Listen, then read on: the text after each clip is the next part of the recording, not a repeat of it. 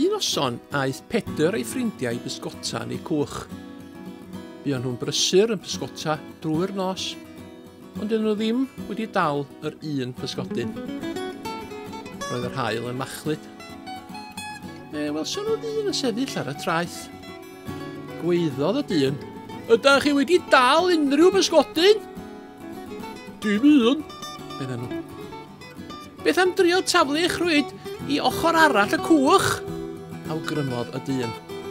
A dyna wnaethon nhw. Ac yn sydyn, roedd y rhwyd yn llawn y bysgod. Roedd yna gymaint y bysgod, doedden nhw ddim yn gallu codi'r rhwyd i'r cwch. "Mae'n rhaid mae Iesu ydy'r dyn yna," meddai un o'r dynion mewn syndod.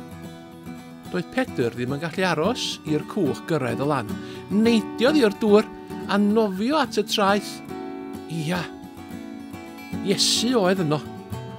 "Dewch â chydig o bysgod gyda chi," meddai Iesu. "Beth am mynd i gael brecwas gyda'n gilydd?" Ac fe gawson nhw frecwas bendigedig ar y traeth gyda Iesu.